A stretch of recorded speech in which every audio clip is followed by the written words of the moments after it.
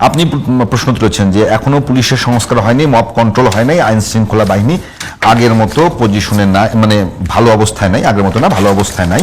কারণ প্রশ্ন হলো, আমি যদি বলি গেল 5 মাসে একটা সমীক্ষা আমার কাছে আছে যেখানে দেখা যাচ্ছে শুধু বিএনপি তার নিজেদের অন্তকন্দলে প্রায় 1/2 শতাধিক নেতাকর্মী মারা গেছে।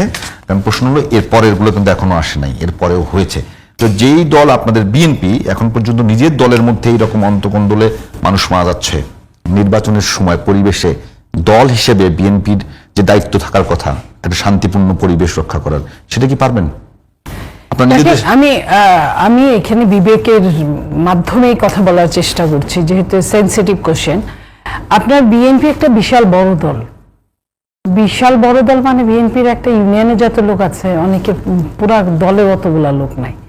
এখন বিএনপির এটাও এক ধরনের কাল হয়ে গেছে। তো এই যে আর নির্বাচন সঠিক সময় না হওয়ার জন্য, ধরেন যদি 5 বছর পর পর নির্বাচনটা যদি সবাই পেত, বিএনপিও পেত, তাহলে কিন্তু এই নির্বাচনে কেউ না কেউ এক এক জন এক এক সময় মূল্যায়ন হতো। এখানে একটা লম্বা কিউ দাঁড়িয়ে গেছে, লাইন হয়ে গেছে যে ক্যান্ডিডেটদের, প্রার্থীদের। তো সেইখানে এই প্রার্থীদের প্রথমে একটু ঝামেলা থাকবেই। এটা বিএনপি খুব ঠান্ডা মাথায় হ্যান্ডেলিং করবে। এবং ওই কোন দলে দেখা যায় যে কোন দলের একটা পর্যায়ে মারামারি হয়, মারামারি একটা পর্যায়ে হতাহত হয়, আমি অস্বীকার করব না। কিন্তু এটা শুধু নির্বাচনকে কেন্দ্র করে তা না, অন্য বিষয়ে নিজ দলের প্রভাব বিস্তার আছে। যা নিজ দলের মানুষকে ক্ষমা করতে পারছে না, অন্য দলের মানুষকে কি নির্বাচনের সময় না, কিন্তু রাজনৈতিক দল হিসেবে আমি রাজনৈতিক দল বলি না, এটা খুবই দুঃখজনক একটা জায়গা। কি জানেন, বড় দলগুলো বিএনপি এবং একটা সময় আওয়ামী লীগেও ছিল, নিজ দলের চেয়ে অন্য দলকে তাদেরকে বেশি সহজ মনে হতো, নিজ দলকে সহজ না, যে কোনো উপায় ওকে ঠেকাও। এটা কিন্তু মানুষের মেন্টালিটি, এটা কিন্তু দলীয় মেন্টালিটি না। প্রত্যেকটা মানুষ আমরা কিন্তু এই জন্যই বোধহয় সৃষ্টির শ্রেষ্ঠ জীব। আমরা কেউ নিচে নেমে গেলে তাকে টেনে উপরে তুলি, যখন উপরে ওঠা শুরু করে তাকে আবার নিচে নামানোর জন্য যার পর্যায়ে চেষ্টা করি, যে কারণে এই জিনিসগুলো হয়। তবে কঠিন হস্তে দমন করলে এই জিনিসগুলো ঠিক হয়ে যাবে। এবং আমরা বিশ্বাস করি আমাদের নেতা জনাব তারেক রহমান দেশে আসলে তখন এই জিনিসগুলো অটোমেটিক অনেকটাই ঠিক হবে, এটা আমাদের ধারণা। সবই যে এখানে নির্বাচন নিয়ে যে কোন দল হচ্ছে তা না, কোন দলের পরেও বিএনপির কোন দলের পরেও বিএনপির যতটুকু ধরেন 2টা গ্রুপ 3টা গ্রুপ আছে, সেইখানেও যত লোক হয় এটাও চিন্তা করা যায় না যে এই যে নেগেটিভ যারা, যে ওকে আমি মানলাম না, তাকে এইভাবে পদ দেওয়া হয়েছে বা সে এইভাবে মিথ্যা বলে পদায়িত হয়েছে, সেইখানেও তার এগেইনস্টে যত লোক হয়, এটাও কিন্তু ভীষণ একটা মানে ভয়ের ব্যাপার। যে অন্যায় ঠেকানোর জন্য যে মানুষগুলো হয়, অন্যায় যে দলের মধ্যে হয় না, দল তো মানুষ, ফেরেশতা না, শয়তানও না, যে সবই খারাপ হবে সবই ভালো হবে তা না। তবে আমরা চেষ্টা করছি এটা এই জায়গাটায়। আর যদি আপনাদের মানে আপনি বলছেন যে নিজেদের মধ্যে করছেন যে প্রতিপক্ষের সঙ্গে আপনাদের আচরণটা একেবারে গণতান্ত্রিক হবে নির্বাচনের সময়, নির্বাচনের সময় একটা পাওয়ার আগ পর্যন্ত যেমন থাকে, তা কাউকে না কাউকে অন্যভাবে নিশ্চয়ই দল থেকে বুঝ দেওয়া হবে যে তোমাকে এটা পারলাম না, অন্যখানে তোমাকে আমরা মূল্যায়ন করব। কারণ প্রত্যেকেরই তো মানে আপনার নিজের একটা ত্যাগ আছে, তো সেই ত্যাগের মূল্যায়নটা হয়তো এইভাবে চেষ্টা করবে আমার মনে হয়। সাকিব ভাই কি বলবেন এই বিষয়টা নিয়ে? না, একটা তো অভ্যন্তরীণ কোন্দল কিভাবে সামলাবে সেটা তো একটা দলগতভাবে না, আপনি বলছেন যে সবচেয়ে গুরুত্বপূর্ণ বিষয় হবে আইন শৃঙ্খলা এবং নির্বাচন। এখানে আরেকটা কথা আছে, বিএনপির নাম ভাঙিয়েও কিন্তু অনেকেই কোন্দল করছে।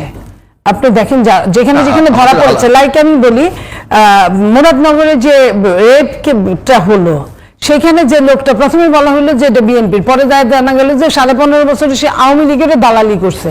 তার মানে আওয়ামী লীগই যে করছে তাও না, কিছু মানুষই আছে এই টাইপের, কিছু যখনই যে ক্ষমতায় থাকে তাদের ভাঙায় কাজ করার জন্য বা ক্ষমতায় আসার সম্ভাবনা থাকে তাদের ভাঙায় কাজ করার জন্য, এই জায়গাগুলোও দেখতে হবে। এবং সরকারের নিষ্পৃহতা, এই যে সরকার নিষ্পৃহ, যে এদের যত দৌরাত্ম, যতটা এখানে মারামারি হয় ততটা পরিষ্কার হয়ে যাবে এবং আমরা জনগণকে আঙ্গুল দিয়ে দেখাতে পারবো, দেখো ওরা কি করে।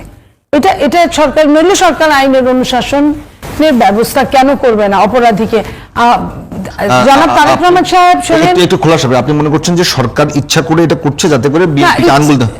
অবশ্যই কিছু তো এখানে আছেই, একরকম বিএনপি যাতে সামনের দিনে প্রশ্নবোধক চিহ্নের মুখোমুখি হয়, সেই জন্য কিছু তো আছে। আপনার নইলে আইন, আমি তো সর্বোচ্চ, আপনি আমার দলের একজন, আমি সর্বোচ্চ আপনাকে বহিষ্কার করতে পারি, এছাড়া আমি কিছু করতে পারি না। তাহলে এটা করতে পারে সরকার যদি মারামারি দুইখানে হয়। মারামারির বিচার বিএনপি করতে পারে না, বিএনপি সরকারে নাই। সো এটা করতে পারে থানা পুলিশ থেকে শুরু করে সরকারের।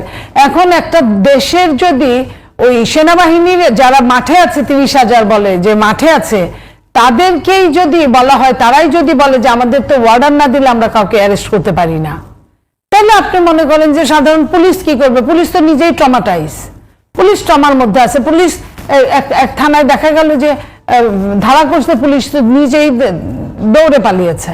তো পুলিশের যখন এই অবস্থা, তখন এটা তো সরকার নিজের হাতে তুলে নিবে। সরকার কিসের জন্য আছে? যেখানে যেখানে সমস্যা, সেই সমস্যা মিটাবে সরকার, নইলে সরকার আছে কেন? তো সরকার এই জায়গাটায় একদম নিষ্ক্রিয়। একদম তারা চায় যে বিএনপি আরো মারামারি করুক, মানুষের সামনে দেখাবো, মানুষকে আঙ্গুল দিয়ে বলবো, এবং একটা কিছু দল তো আছে এইভাবে দেখানোর জন্য। তারা নিজেরাও যারা দেখানোর চেষ্টা করছে, প্রোপাগান্ডা করছে, সোশ্যাল মিডিয়া ভরে ফেলছে। বিএনপি কি যে সরকার চাচ্ছে বা তাদের প্রতিপক্ষ চাচ্ছে? বিএনপির নীতি নির্ধারক মহল বুঝতেছে, কিন্তু বিএনপিকে যারা এরিয়া বেস অনেকেই হয়তো বুঝতে পারছে না, বা ঘটনা ঘটার পরে হয়তো বুঝতে পারছে। এটা বুঝতে পারলে তো এই ঘটনাগুলো হতো না। এই ঘটনাগুলো দেখেন, বিএনপি 4,000-এর উপরে বহিষ্কার করছে, একটা দলে এত মানুষকে বহিষ্কার করছে, স্থগিত করছে পদ। তারপরে যদি আমাদের এদেরকে মারার অধিকার নাই, এদেরকে মেরে ফেলার অধিকার নাই, এটা সরকার তার বিচার বিভাগের মুখোমুখি করতে পারে, তাদেরকে অ্যারেস্ট করতে পারে।